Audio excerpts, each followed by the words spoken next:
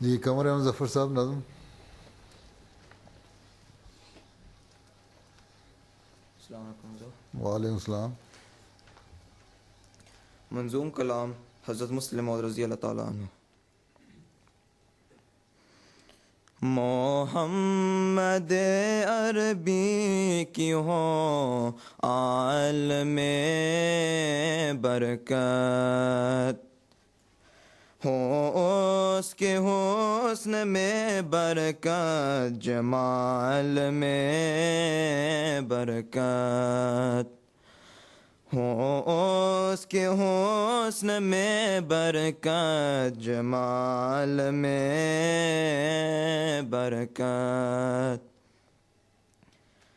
ہو اس کی قدر میں برکت، کمال میں برکت، ہو اس کی قدر میں برکت، کمال میں برکت،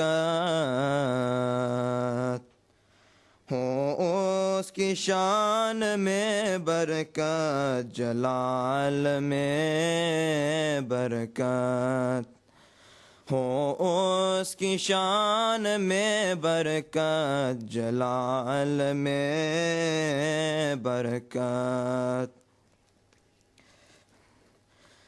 یقین سی نہیں نعمت کوئی زمانے میں، یقین سی نہیں نعمت کوئی زمانے میں، نا شک میں خیر ہے نے احتمال میں برکت، نا شک میں خیر ہے نے احتمال میں برکت، گناہ کے بعد ہو توبہ سے باب رحمت وا، گناہ کے بعد ہو توبہ سے باب رحمت وا، خطا کے بعد ملے انفعال میں برکت، خطا کے بعد ملے انفعال میں برکت، ہو ماند چودھویں کا چاند بھی مقابل پر، ہو ماند چودھویں کا چاند بھی مقابل پر،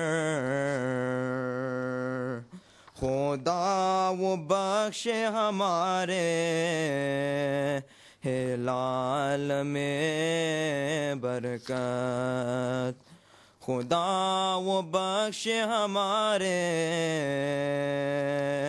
ہلال میں برکت، محمد عربی کی ہو عالم برکت، ہو اس کے حسن میں برکت، جمال میں برکت، ہو اس کے حسن میں برکت، جمال میں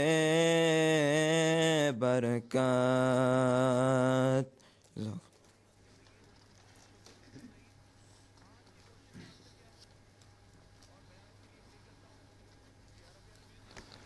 یہ اسلام میں محرم الحرام کی اہمیت. عمر احمد منصور. السلام. اسلام میں محرم الحرام کی اہمیت. اسلام میں ماہ محرم الحرام کو خاص اہمیت حاصل ہے. عام طور پر اس مہینے کو صرف حضرت امام حسین رضی اللہ عنہ کی شہادت کے حوالے سے یاد کیا جاتا ہے، مگر یہ بات قابل ذکر ہے کہ اس مہینے کو اور بھی کئی لحاظ سے اہمیت حاصل ہے. سب سے پہلی بات تو یہ ہے کہ یہ اسلامی کیلنڈر کا پہلا مہینہ ہے. اسلامی کیلنڈر قمری کیلنڈر بھی کہلایا جاتا ہے. قمر عربی میں چاند کو کہتے ہیں، اور چونکہ اسلامی کیلنڈر چاند کے نظر آنے کے مطابق چلتا ہے اس لیے اسے قمری کیلنڈر کہا جاتا ہے۔ اسلامی کیلنڈر کے بھی 12 مہینے ہوتے ہیں۔ اس کے مہینوں کا نام یہ ہے: محرم الحرام، صفر، ربیع الاول، ربیع الثانی، جمادی الاول، جمادی الثانی، رجب، شعبان، رمضان، شوال، ذی القعدہ اور ذی الحج۔ یوں اسلامی سال کا آغاز محرم سے ہوتا ہے۔ اسلامی سال میں 4 مہینے ایسے ہیں جو حرمت والے مہینے کہلائے جاتے ہیں۔ قرآن کریم کی سورۃ توبہ میں اللہ تعالیٰ نے 4 مہینوں کو حرمت والے مہینے یعنی مقدس مہینے قرار دیا ہے۔ ان 4 مہینوں میں گناہوں سے اجتناب، بالخصوص جنگ و جدل سے خصوصی طور پر رکنے کا حکم ہے۔ ان مہینوں کے نام جو ہمیں احادیث سے معلوم ہوتے ہیں محرم الحرام، رمضان المبارک، ذی القعدہ اور ذی الحج ہیں۔ ان مہینوں میں انسان کو نیکی اور تقوی اختیار کرنے کی زیادہ تلقین کی گئی ہے۔ ان مہینوں میں جنگ و جدل سے مکمل اجتناب اور قیام امن کی خصوصی کوشش کا حکم ہے۔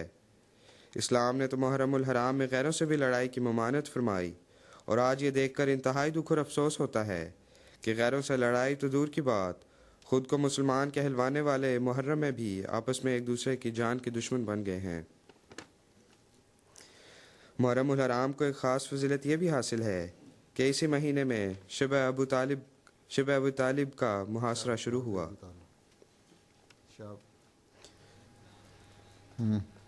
پھر اس مہینے کی ایک فضیلت یہ بھی ہے کہ اس مہینے کے دوران ہمارے پیارے نبی صلی اللہ علیہ وسلم نفلی روزوں کا اہتمام فرماتے رہے۔ نہ صرف خود بلکہ اپنے صحابہ کو بھی اس مہینے میں روزوں کی تلقین فرماتے رہے۔ پھر یہی وہ مہینہ ہے جس میں واقعہ کربلا پیش آیا۔ یہ وہ تکلیف دہ واقعہ ہے جس میں ہمارے پیارے نبی حضرت محمد مصطفیٰ صلی اللہ علیہ وسلم کے پیارے نواسے حضرت امام حسین رضی اللہ عنہ کو شہید کر دیا گیا۔ اس واقعے کی تفصیل نعمان ہادی اپنی پریزنٹیشن میں بتائیں گے۔ نعمان ہادی صاحب۔ السلام علیکم حضور۔ وعلیکم السلام۔ اشہد ان لا الہ الا اللہ واشہد ان محمدا عبدہ ورسولہ، اما بعد فاعوذ باللہ من الشیطان الرجیم، بسم اللہ الرحمن الرحیم۔ محرم الحرام اور واقعہ کربلا۔ حضرت علی رضی اللہ تعالی عنہ فجر کی نماز کے لیے تشریف لے جا رہے تھے کہ آپ پر قاتلانہ حملہ ہوا۔ آپ شدید زخمی ہوئے۔ نتیجتاً 2 روز بعد 40 ہجری یعنی جنوری 661 عیسوی کو آپ کی شہادت ہو گئی۔ یوں حضرت صلی اللہ علیہ وآلہ وسلم کی پیش گوئی کے عین مطابق خلافت راشدہ کا اختتام ہوا۔ حضرت حذیفہ رضی اللہ تعالی عنہ بیان کرتے ہیں کہ رسول کریم صلی اللہ علیہ وآلہ وسلم نے ارشاد فرمایا کہ تمہارے اندر نبوت موجود رہے گی جب تک خدا چاہے گا، پھر اللہ تبارک و تعالیٰ اسے اٹھا لے گا، پھر خلافت علی منہاج نبوت قائم ہوگی جب تک خدا چاہے گا، پھر اللہ تعالیٰ یہ نعمت بھی اٹھا لے گا، پھر ایک طاقتور اور مضبوط بادشاہت کا دور آئے گا، جب تک اللہ چاہے گا وہ دور رہے گا، پھر اسے بھی اٹھا لے گا، اور ظالم اور جابر حکومت کا زمانہ آئے گا، پھر خلافت علی منہاج نبوت قائم ہوگی۔ اس کے بعد حضور صلی اللہ علیہ وآلہ وسلم خاموش ہو گئے۔